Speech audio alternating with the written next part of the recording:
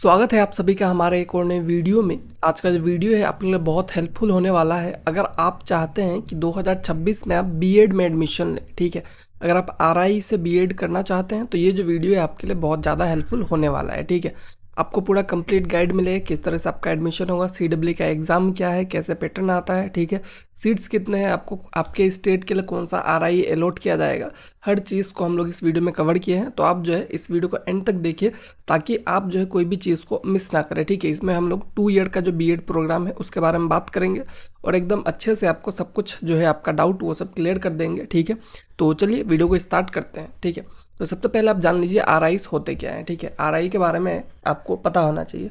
तो आरआई क्या है, ये एनसीईआरटी जो है खुद से जो इंस्टीट्यूट चलाता है उसको हम लोग आरआई कहते हैं। ठीक है, मतलब ये टीचर ट्रेनिंग इंस्टीट्यूट है और इसको चला कौन रहा है, एनसीईआरटी चला रहा है। ठीक है, टोटल इंस्टीट्यूशन का बात किया जाए 5 है, अजमेर, भोपाल, भुवनेश्वर, मैसूर एंड शिलोंग। ठीक है, ये 5 इंस्टीट्यूशन है जहाँ पे आप जाके आपका जो 2 ईयर बीएड का प्रोग्राम है वो कर सकते हैं। ठीक है, तो ये जो शिलोंग वाला है इसमें जो आपका आईटीपी कोर्स होता है वो नहीं होता है, जो मतलब ग्रेजुएशन से पहले किया जाता है वो आपका इसमें नहीं होता है, बट बाकी 4 में वो भी होता है। ठीक है, तो स्टेटस का बात किया जाए तो ये आपका आइडियल इंस्टीट्यूशन है जो कि आपका टीचर ट्रेनिंग के लिए है और ये स्पेसिफिक बस टीचर ट्रेनिंग के लिए ही इंस्टीट्यूट है, तो इसका बहुत ज़्यादा वैल्यू है और सिमिलर प्रेस्टीज है। जैसे आप डीयू बीएचयू का जितना मतलब वो प्रेस्टीज है उसी तरह से सेम इसका भी है। ठीक है, और बहुत ही ज़्यादा हाईली एक्सेप्टेड है। आपका जो गवर्नमेंट स्कूल्स हो गया लाइक जेएनवीएन, केवीज और जो आपके प्राइवेट स्कूल्स होते हैं उसमें भी अगर आपके पास आरआई का टैग रहता है तो आपको जो है बहुत ही ज़्यादा मतलब प्रेफरेंस दिया जाएगा। ठीक है, तो ये सब चीज़ों के हिसाब से देखा जाए आरआई काफ़ी अच्छा है।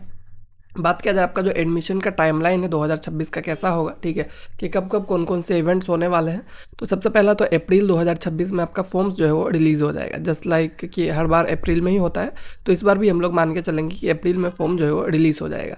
और जून में जो है आपका एंट्रेंस एग्ज़ाम जो है वो हो जाता है, जून या फिर जुलाई में।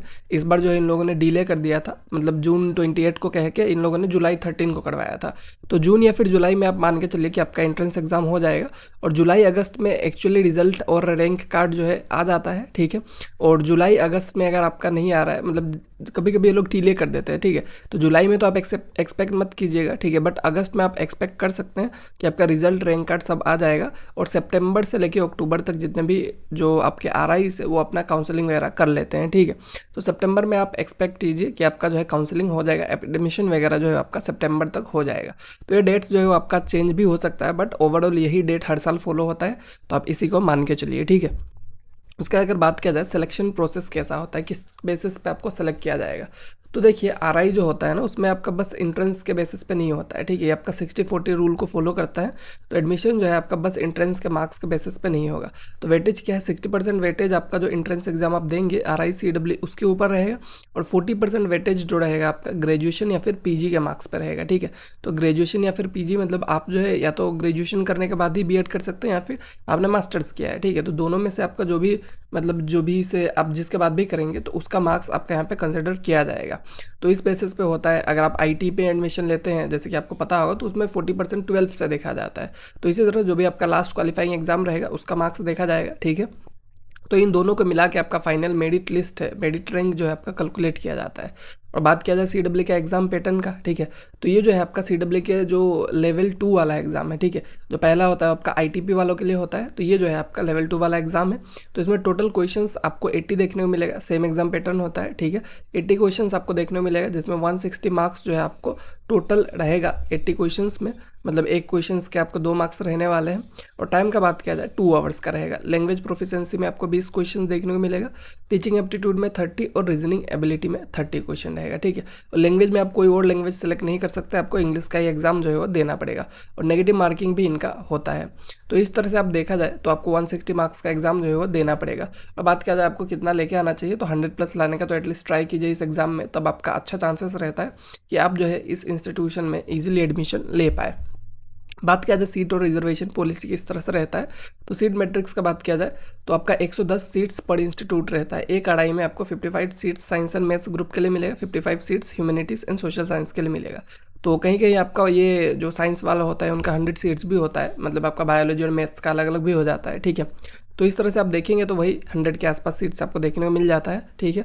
और इसमें आपको स्टेट कोटा सिस्टम देखने को मिलता है, ठीक है। मतलब आप किसी भी आरआई में अप्लाई नहीं कर सकते हैं, जो भी आपका स्टेट कवर करता है उसी आरआई में आप जा सकते हैं, ठीक है। जैसे कि एक यूपी स्टूडेंट है, वो कहाँ जाएगा, आरआई अजमेर में जाएगा, और एक बिहार के स्टूडेंट जो है वो आरआई भुवनेश्वर में जाएगा। तो इसका हम लोग देख लेते हैं कि कौन कौन सा स्टेट जो है किस आरआई के अंदर आता है, ठीक है। तो जैसे कि अगर आप आरआई अजमेर में है, ठीक है, आरआई अजमेर किसके अंदर आएगा, कौन कौन से स्टेट इसमें जा सकते हैं, तो नॉर्थ इंडिया के जो भी स्टेट्स है, UP, Delhi, Haryana, Punjab, Rajasthan, HP and JNK, ये लोग जा सकते हैं। भोपाल का बात किया जाए तो सेंट्रल एंड वेस्ट वाले जा सकते हैं, एमपी, गुजरात, महाराष्ट्र, गोवा, छत्तीसगढ़। और जो आरआई भुवनेश्वर है उसमें आपका उड़ीसा, वेस्ट बंगाल, बिहार, झारखंड, जो भी आपका और भी नॉर्थ ईस्ट के जो भी स्टेट्स है सब इसमें जा सकते हैं। और आरआई मैसूर जो है आपका, वो आपका कर्नाटका, तमिलनाडु, केरला, आंध्र प्रदेश, ये लोग जा सकते हैं। और जो एनईआरआई जो आपका शिलोंग है, ठीक है, तो ये आपका नॉर्थ ईस्ट के लिए जो भी आपके 7 सिस्टर स्टेट्स है, ठीक है। तो इस पर बस 2 ईयर बीएड ही होता है, तो वो लोग जो है यहाँ पे जा सकते हैं, ठीक है। तो ओवरऑल आपको बता दिया कि कौन कौन के स्टेट्स के लोग कौन कौन से आरआई में जा सकते हैं, ठीक है। तो आई होप कोई भी आपका डाउट ऐसा रह नहीं गया होगा इस एग्ज़ाम को लेके, ठीक है, या फिर आपका बीएड एडमिशन को लेके। फिर भी कुछ अगर रह जाता है तो आप हमें कमेंट में बताइएगा, हम आपका आंसर ज़रूर करेंगे, ठीक है। और कोई और टॉपिक पे आप चाहते हैं हम वीडियो बनाएं तो वो भी आप हमें बता सकते हैं। Thank you.